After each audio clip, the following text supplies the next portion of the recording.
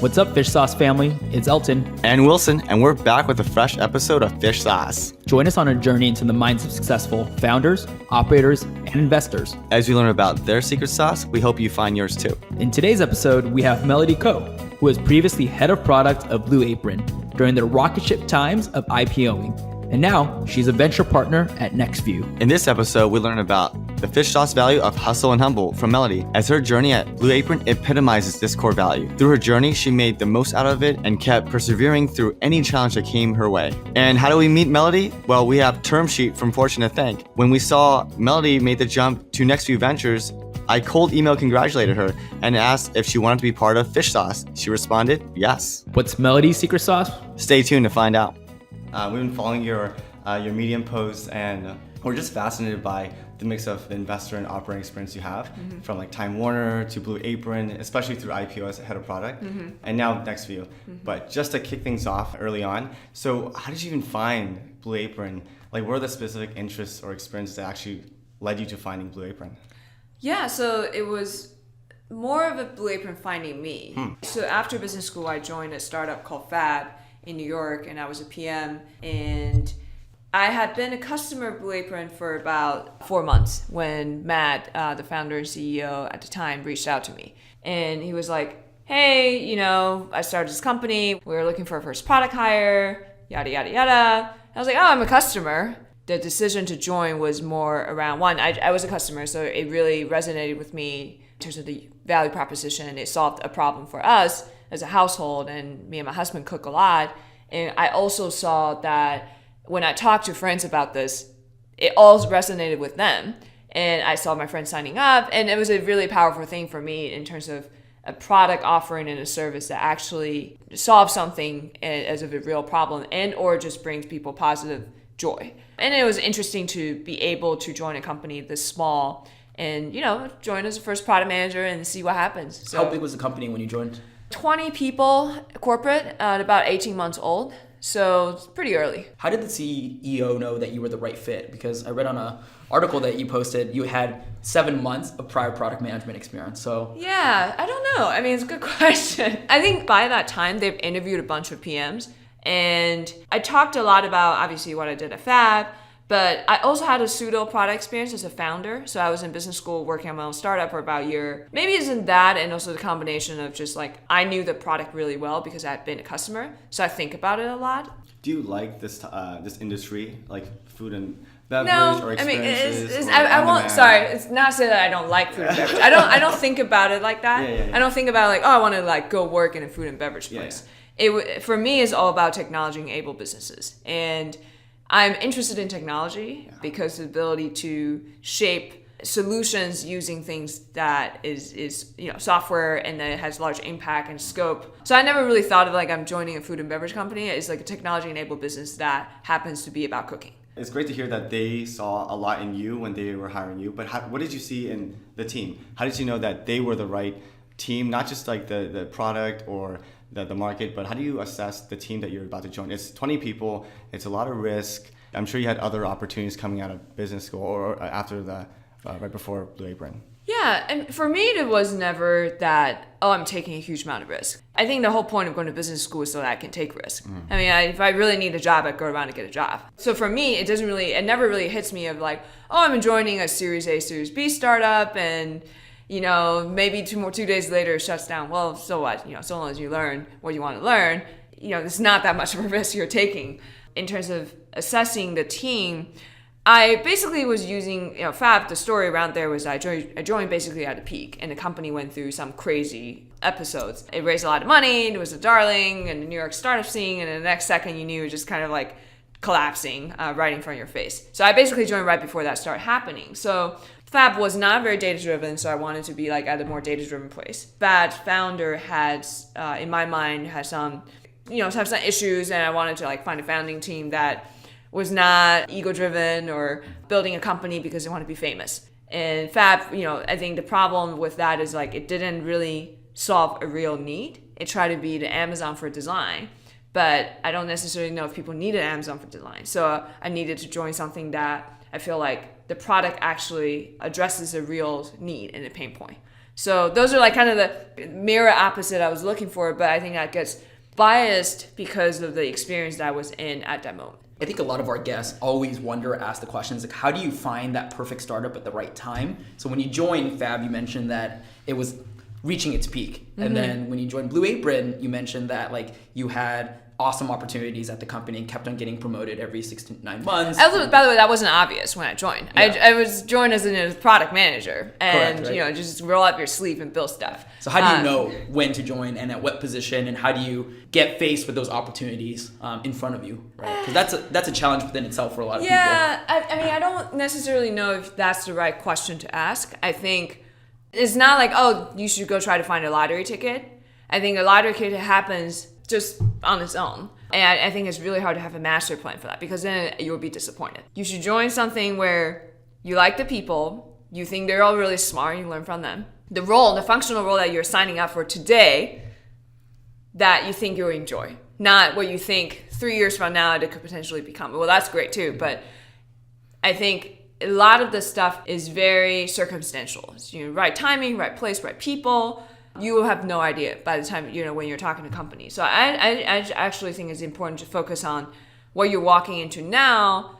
And, it'd be bonus if you are passionate about the product, the service, what the company is trying to achieve. But I think cultural fit, this is a culture that has values that are aligned with what my values are. Whoever I'm reporting to, I respect this person, we are aligned in terms of values, in terms of, how to develop talent. Because I think that's a better way to make sure that you're not walking into a situation that disappoints you after the fact. Yeah.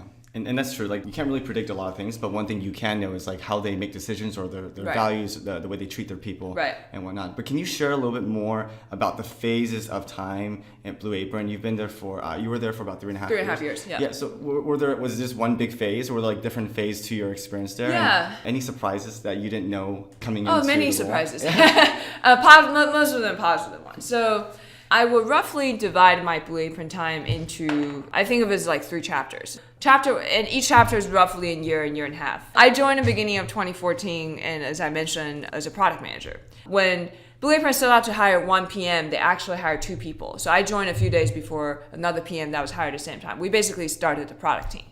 And when I walked in, there were 4 engineers, no designers, no data science people. We were the brand new PMs. Nobody knew like what product managers does, especially the technology-enabled business as opposed to a pure software company.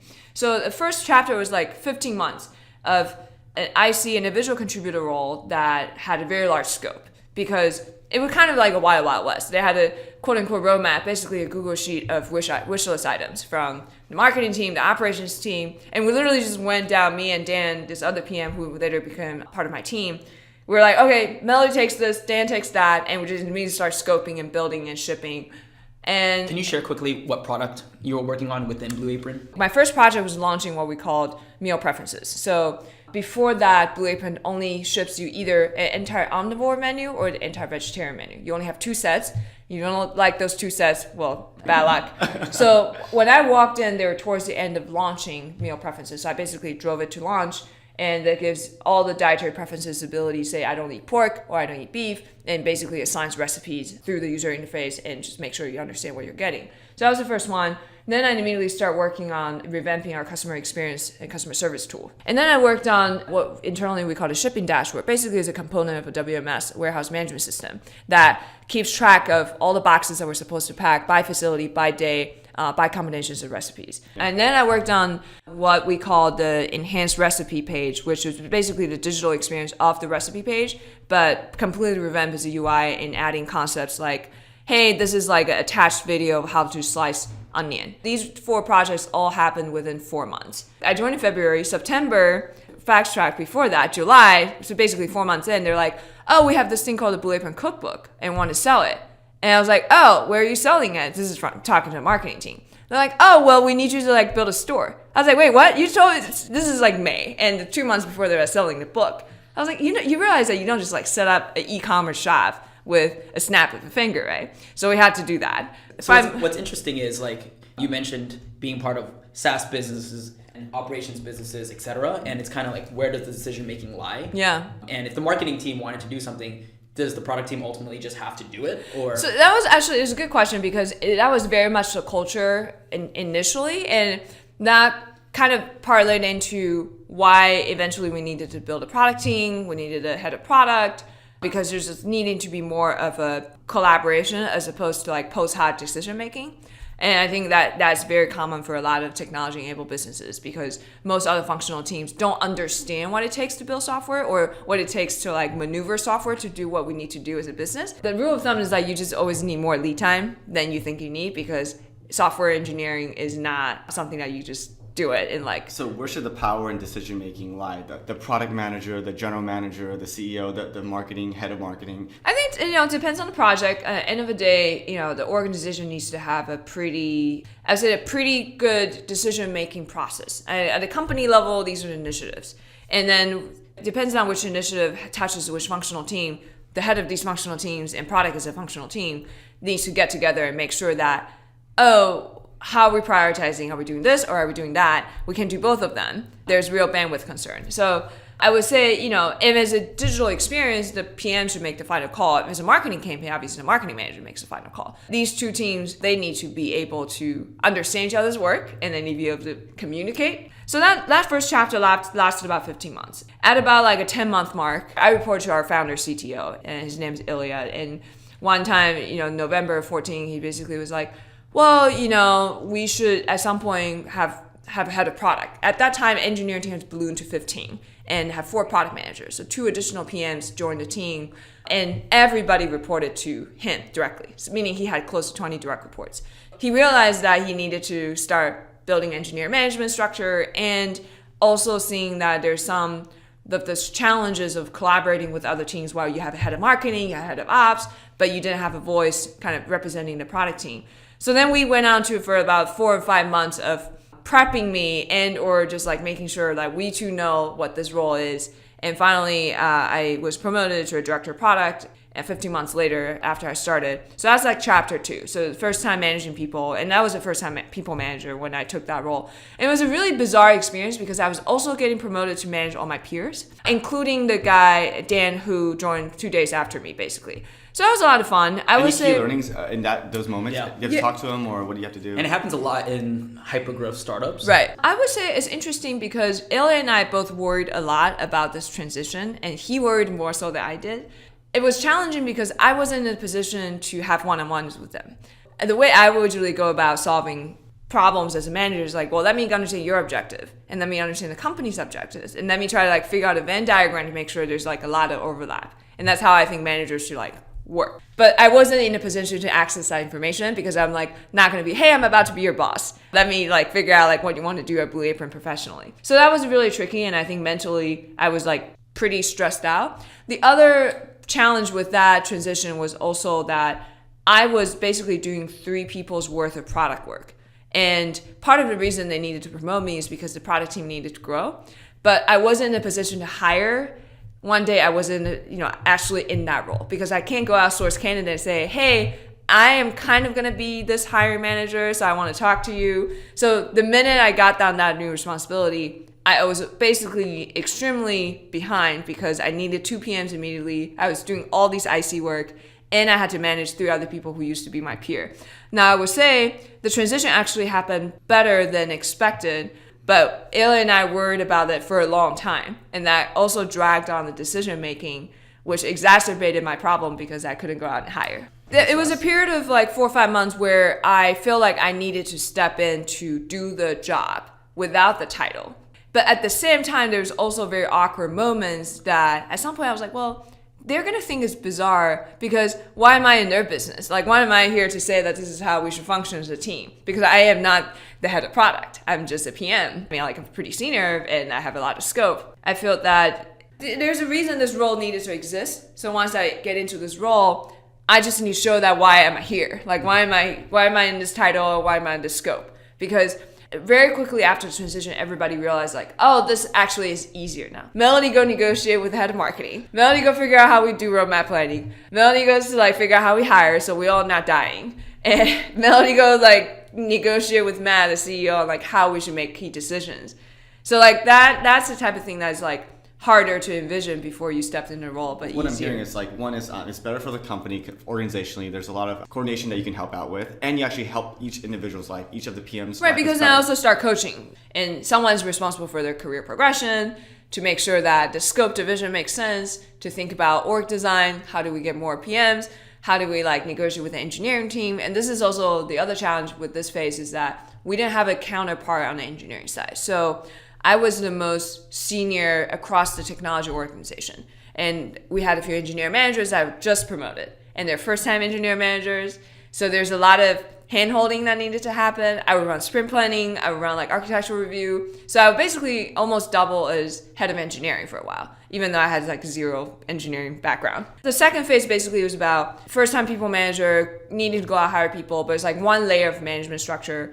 In addition to product management, I also had to take on product design. So when we first hired a designer, he was a visual designer, he reported to me. And after I took on the director of product role, I realized that in order for our PM team to scale, I need more senior product design. I need to build a real product design practice. So I also had to start doing that. 6 months later, I basically had to like hire like 6 more people, and also needed to hire more PMs. So this chapter probably lasts about like a year-ish. And I would say the third chapter is probably the most intense. Basically started out like early mid 2016 all the way through I left. So this is when product management needs to get bigger, and product design, all these designers were reporting to me, which was not good. I realized like I need a senior design leader. I need a senior product leader for the consumer product team. And I constantly got pulled down. When you're like growing really quickly as an organization and you realize that and you don't have enough people, you just see yourself constantly getting pulled down. You should stay higher level, but you constantly get pulled down to do reviews of the product experience of this and that, because otherwise it's not good enough. And I need to protect, like my mentality is always like, I want to protect my team. So if the product output gets yelled at, it's like my problem. So I realized I need to bring out more senior product, like director level product leaders. So that was a very difficult time because I also had to continue to grow the IC level team. So at one point I had about like 15 direct reports across all the PMs and designers. Oh, and the fun thing about this chapter is like Blue Apron decided that I should take on an analytics and data science team. And so how this happened was, this was like mid 2016. And this was basically, I was already very much behind. I needed to hire like 10 people, I think, across senior PMs, director level hires, product designers. And we had a finance side of the house basically had a transition. So the person who used to run data science, analytics, and data engineering, machine learning left the company. And we just got a VP of Eng, so I finally had a counterpart. So the data engineering, machine learning stuff is easy, just move it to engineering org. And everybody was like, well, what should we do about analytics and data science? And they just looked at me like, well, Melody's been here long enough, and she's analytical, and it kind of makes sense, so you should take it on.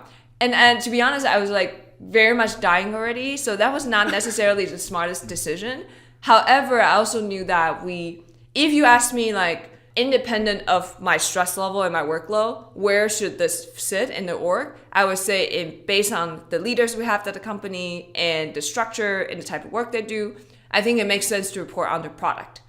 So this team is already kind of going through a lot. If we move to someone else's, for 3 months and then move again, that's very disruptive. So I was like, okay, let's just move right now because it needs to happen. And this team had 3 people. We just promoted a senior manager to director to run the team. That team needed a lot of help. Extremely overstaffed, and also needed a lot of the coaching and guidance. So I had to spend a lot of bandwidth on that, in addition to product and design, which I hired like bazillion people, including 2 very senior roles that took me 6 months each. I probably combined those 2 roles, probably did 100 phone screens. And I would double as a recruiter over a weekend. Yeah, why would you be doing the phone screens? Well, because we didn't have a recruiting engine at the time. So I think recruiting is like sales ops. You just like funnels, metrics, you figure out like, throughput, and you figure out conversion, you understand your sourcing philosophy, you know how to like top the funnel, you need to be precise, and you just go. But at the time, we weren't in that position. So I remember every single weekend I would spend 4 or 5 hours on LinkedIn just sourcing. I know exactly how that feels. And doing email outreach. And the problem is if you don't do that, you're never going to dig yourself out of the hole. Because one day you don't have people, you continue to do the work. So that was the most tiring phase of my time. And How did you balance your work life? no such thing. It was really difficult. I would say, not until I got all the senior hires in place. So all the director level people in place. On the analytics side, was a lot of team building. Surrounding the director with senior managers who can complement her experience and scope so that then she can hire a team, because she can't manage 15 direct reports. She needs more of a structure to support that. On the product and design side, the same thing. I needed directors in order to continue to scale. And I got really lucky because I hired all 6 of our designers and I hired almost all of our PMs. And then I found their bosses. And then I put them under their bosses and say, hopefully you like each other. And for the most part, that worked. So in early 2017, I kind of emerged from got to the other side of the tunnel where there was light. And at the time, I finally had directors, but I still had 7 reports because there are a few IC senior PMs, 1 being machine learning, recommendation engine, 2 being supply chain. These are the areas that I was the only one who can actually manage because of my knowledge of the business.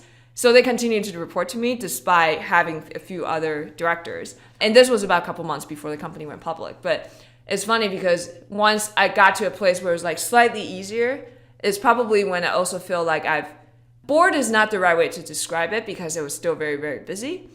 But I think it was less challenging, so that's less interesting to me. And I also feel like I've accomplished everything I wanted to accomplish in the operating capacity, and that's when happened to be when NextView reached out to me to have coffee, Rob, one of my partners. And that was when I first was mentally open to consider doing something else. We could definitely tell the passion that you had from that prior experience. We could hear it in your voice, we could see it in front of us, and it seems exhilarating, right? It was a lot of work. Talking about it makes me tired every time. PTSD. Yeah. No. I mean, we could also tell that you definitely prioritize that work experience and that work journey within that 3.5 years, right? Yeah. Versus personal life. Yeah. And from the outside, a lot of people think it's shiny, it's great, things are going so well, etc. But a lot of people want to have balance, and I think within today's world, they always wonder how can you have both, right? And how did you mentally prepare yourself to be comfortable with that amount of work on a day-to-day basis? It's funny because I never thought it like that. I would say 2 things. One is how I operate is very much okay, there's this thing on my plate or it's my responsibility. So I won't let it leave my desk unless it hits the quality. I would not call it a perfectionist, but I have a very high quality bar. And that extends to my entire team. Thus, I cannot tolerate, I want to hire really good people because then I can trust them because I'm also about empowerment. I don't want to micromanage. So that's one that I think as a result, it just naturally, anything that comes through my desk, I just naturally put in everything I got because I feel like otherwise it's subpar and I'm not trying hard enough. I pretty much believe in doing 100% of what I possibly could, both in terms of time and in my knowledge and capacity. In terms of balance, so it became more and more difficult. So I say first chapter was fine, even though it was very large scope IC work. But I think when you start managing people, it gets draining in a way because if you care about them in the sense, especially for people who have been IC and then promoted. I would care about, as an IC, this is how I think I want to have interesting assignment. I want to continue to grow my scope. I want to have career progression. So I can empathize with people on my team because I know that they will have similar concerns. Obviously, everybody's different, motivated differently. So when you become a manager, it gets increasingly more difficult as your scope expands.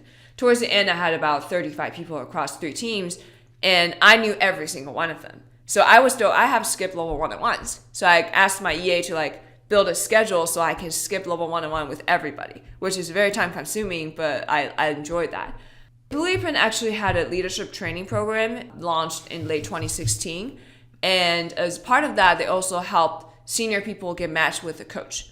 And that actually was pretty helpful because I could talk to her a lot about the struggle, when I was needing to hire senior people. These people are 10 years more experienced than I am. And I had this doubt of well, why do you want to come work for me? And that kind of stuff was very, very helpful to work through with a coach. I could talk to you for hours. I'm going through the same thing. Yeah, I see you keep nodding. I was yeah, exact same types of experiences.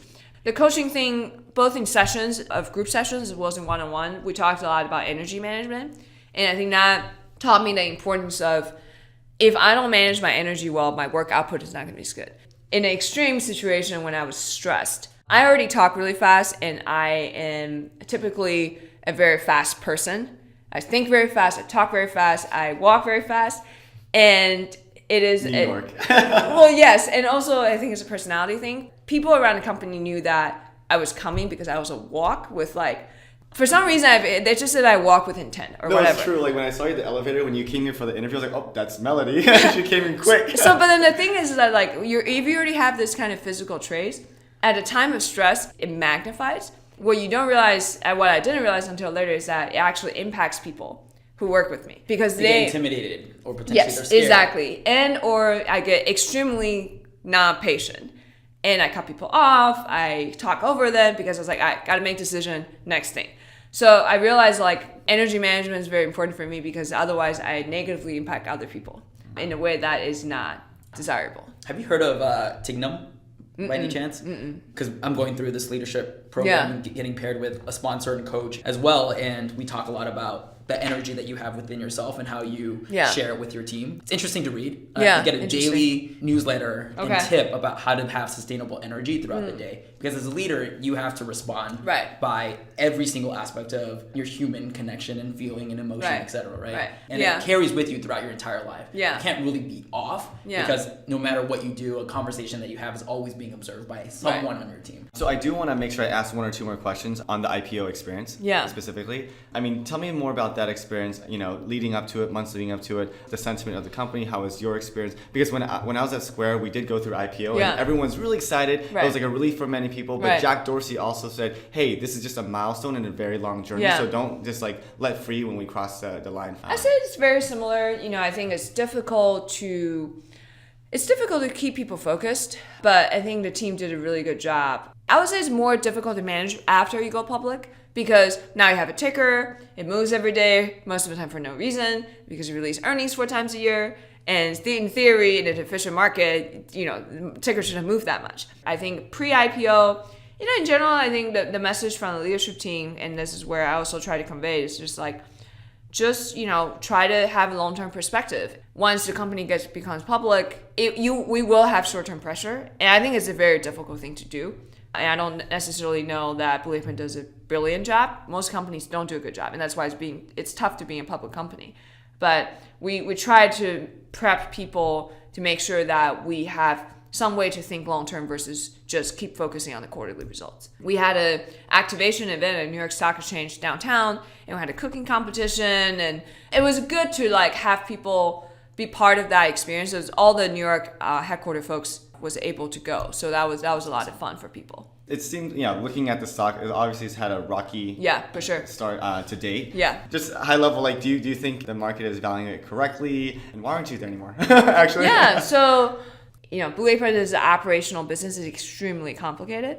For all types of e-commerce things that you ship stuff to people, Blue Apron is probably all the way at a complexity spectrum, like all the way on the right-hand side of high, because it's a hybrid manufacturing and fulfillment process. Everybody else is like pick and pack. You pick stuff, put it in a box, put a label on it, go. Sure, the warehouse might be big, but this is like you're slicing ginger, you put it in a bag. It is really complicated to manage.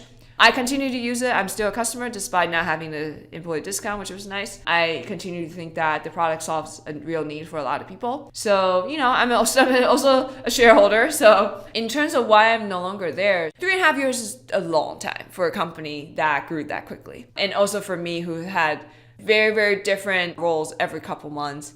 And I think it was a combination of like, okay, I've been here for a long time. 2, company being public is a good milestone. 3, I actually dislike being a senior exec at a large company. By the time I left, the company was about 500 people just in corporate, not including fulfillment centers and salary employees there. And I was managing a 35-person team. I hired everybody, but I no longer see them every day. I don't even know what they're working on. I don't do product reviews anymore because my directors do it. You know, the benefit for being senior is that you get to contribute and voice your opinions in more strategic discussions. However, you also spend a lot of time just maneuvering. You maneuver, you negotiate so that your team can get work done. And personally, for me, it's just not very energizing. Not the type of stuff I like spending time on, because my aspiration, you know, I think it's not to be a Fortune 500 exec. If that was the case, then this is a good learning experience.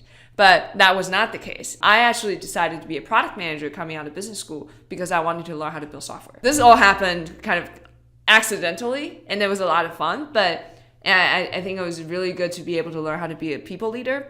I was like, okay, well, this is like less and less fun. The company is only gonna get bigger. And especially after being a public company, you just have a lot of unnecessary or necessary, things that you have to do as a public company.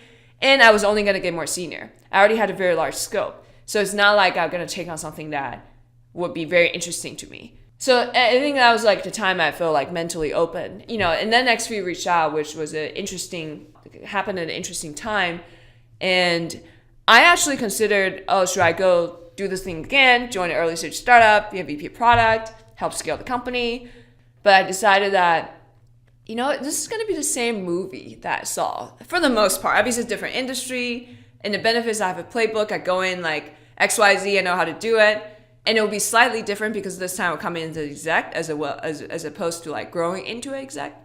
But it just didn't really energize me nearly as much as like something that's brand new. Maybe it's a personality thing. I just needed something that's like more new. Operating versus investing is like a breadth versus depth trade-off. So I feel like I'm now, operating as an investor with more substance, as opposed to, when I first did investing 8 years ago in VC, it was more of an intellectual exercise. You're like smart, you like try to figure out the market size, will this product make sense? I feel like now I have more substance. Not to say that people who don't have operating experience don't have substance as investors, but for me, it's just more interesting. And I find it more rewarding. It'll be interesting to follow your career through the next 5 to 10 We'll years. see. Where you bounce around to. Being an investor can very much be the rest of the career. I had to develop enough conviction to do that in order to take this job, because otherwise it's not fair for my partners as well. It literally took a couple months. I had the pro con list written up for like operating versus investing and noodle on it for a long time.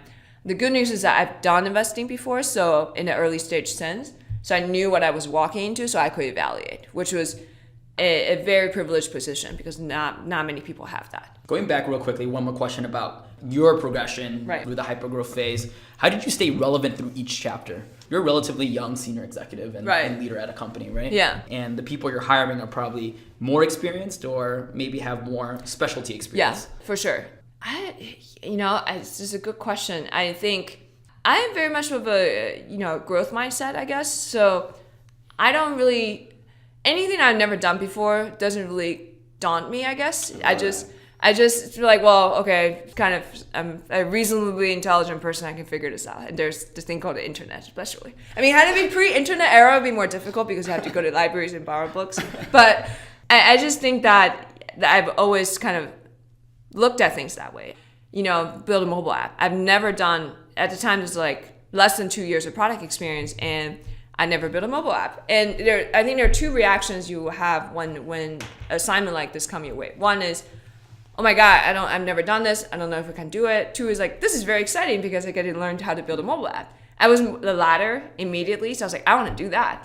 And then let me take that first and let me go figure out how to do it later. So what I ended up doing was I remember I downloaded like 50 apps out there. I had a framework of like, let me break down, what the app needs to do, what the business objectives are. And I just like try to grab the best user experience examples section by section. I put like 100-page deck together and then use that to scope out the product experience. And this is at a time Blue Apron didn't have product designers. So we also everything we scoped had to basically have user experience element. So I just like forced myself into learning how to do that because otherwise I can't ship. And I really want to ship. So I think it's just the strong desire to actually get to the output just always put me in a position to learn. In terms of how I actually learn, I actually don't know. It's just more of you kind of just like force your way into a problem, and I try to solve it just using like common sense. I do think I have ability to kind of absorb a lot of information very quickly and like parse them somewhere randomly in my brain, and I have a very good ability to recall, and I have ability to systematically like put them in places to come up with like some explanatory framework or system. So I think that kind of helps when you get into a new territory. Do you think any past experiences could have ever prepared you for that experience that you went through at Blue Apron? I think having done VC was actually interesting because I think it exposed me to very, very different businesses, very different business models. So you're just like intellectually challenged every single day. So maybe that helped. I think HBS actually was helpful, business school experience. I should get paid by HBS for having a plug here. I think more as a like how to, HBS is case method. So you just get trained to formulate your thoughts very quickly, absorb large amount of information of random industries, problems, companies, and you formulate your point ABC. And you have to be like reacting and responding it and iterating on your response and your perspective as the time goes on because you're listening to people. And you can do that real time. And you have to, like, once you raise your hand and get called, you have to say something that's actually concise and sensible. So I actually think that's a very important skill as you become more senior because it's all about, well, internally you motivate your team, you come up with a vision, you articulate it, tell the story. Externally, within the rest of the senior exec team, it's about doing the exact same thing. You have an opinion coming into a meeting, you observe the head of marketing said X, the head of ops said Y, and I adjust my opinion, and I chime in, I say it in a way that makes sense. So I actually think that helped more of like presentation settings and board meetings, senior exec meetings, and things like that. We do want to switch gears, rewind it all the way back to like the early beginnings. We found that talking to a lot of our previous speakers, learning about their upbringing is very important.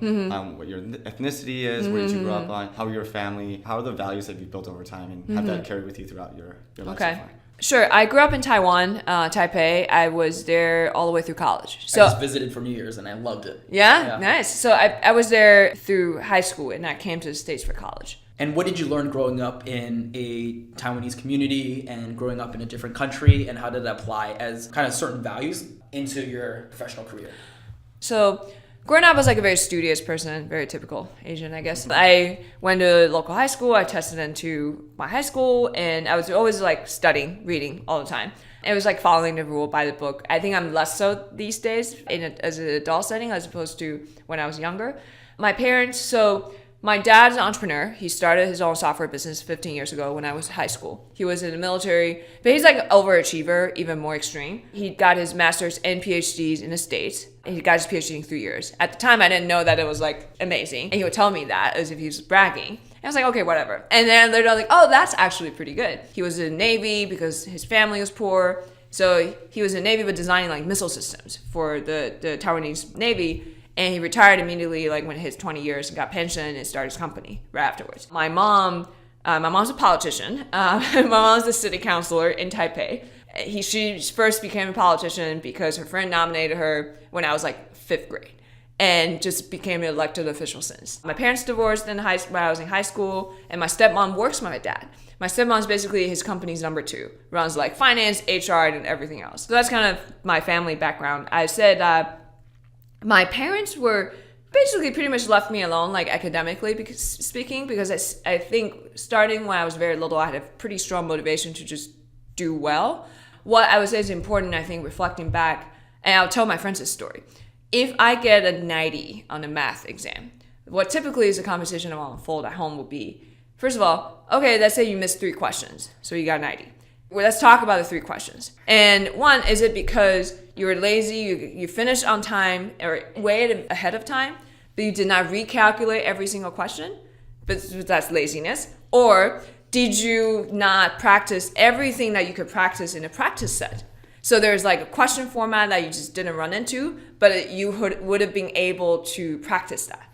Well, that's also lazy. And the last one is like, we're just not smart enough. You did everything you possibly could in a practice set. You like recalculated everything, but there's just like a brand new question format that you could not solve on the spot. Okay, so that's like, let's talk about how to actually learn. So next time you actually know how to do that. So this is like kind of how we talk about. That's like variance analysis in like finance. Like, if you look at your P&L like this year, how was it? Why did you not? Yeah. But it's important because it's like the attitude, and I think that's like the first 2 types of errors were avoidable. The last type of error is non-avoidable because I'm just this smart or this dumb. So it's a very unique way to grow up. To have that kind of embedded right? in your kind of. I just think it's common sense. I don't know. Like, so, I actually think that's how I look at like my team's work as well. Is it sloppiness or is it like actually too hard? And then so I know, and I just think anything that this goes back to my attitude of like I always just think there's things that I just try 100%. When I was coming into the States, so at high school, I grew up, basically I went to all local schools, so I didn't go to American school. So taking the SAT was really hard. Taking the TOEFL was really hard too. So I took TOEFL 3 times to get to like a reasonable grade, and I took SAT twice. If we skip to a question that we usually wrap up the episode with and the podcast with is, what do you think is your secret sauce then? Both literally and figuratively. What makes you unique and sets you apart from everyone else around you that allows you that opportunity to have this hyper growth experience, go into investing, and makes you relevant? I think the one of my colleagues from Blue Apron, she's a very receptive person. So she is a very observant person, and we work together a lot on projects together. And she said to me that you're the growth mindset to the extreme. And she's like, I've never met anyone else who's as extreme as you. And so maybe that. And another thing is related to someone who used to report to me, who's also very observant and perceptive. We're talking about superpowers, and she said, you're very good at absorbing large amount of information and quickly parse through it and like create some framework and system and be able to envision that, even though it's like extremely complex. That's more tactical. I think the attitude of learning, and I love learning, and I love just like getting down to answers. And I think that has probably helped me the most throughout my professional career, because most of the stuff is like you learn on the job. You don't go to school for any of this. I mean, HBS tend to think that they teach you something. Schoolwork is more of an intellectual, rigorous training, I think, to help you develop capacity to learn, as opposed to the actual substance and knowledge. So I think most of this is like professional trajectory depends on whether you can continue to absorb in the pace and level of rigor that you need to continue to self-reinvent, I guess. Yeah. And what's the literal secret sauce that you actually like to eat? And what's the food that you like to eat it with too, especially with that sauce that you like? I'm trying to think. How about hoisin sauce with Peking duck? Ooh, sounds delicious. I mean, I don't just eat hoisin sauce randomly, but hoisin sauce is amazing when you eat with Peking duck and you wrap it, and you know. I want it for dinner. Yeah, I'm getting pretty hungry. Yeah, when's the last time you've eaten that? Have you? Did you eat that with your family recently? Or? Yeah, I think every time I go back to Taiwan, my parents will basically just bring us to eat places. So there's a good Peking duck place right next to where we live. Thanks for listening to this week's episode of Fish Sauce. If you like what you heard, follow us on LinkedIn, Twitter, and sign up for our newsletter for the latest updates and special surprises. Also, treat yourself and a friend to a Fish Sauce t-shirt from our swag store, fishsaucepodcast.com. We can't wait to see you rock it on the streets. If our mission resonates with you, please leave a review on iTunes, and don't forget to share with your friends so we can welcome them into our Fish Sauce family. And lastly, big shout out to our awesome editor, Christian Edwards, for making us sound better than we actually are in each episode of Fish Sauce. What's your secret sauce?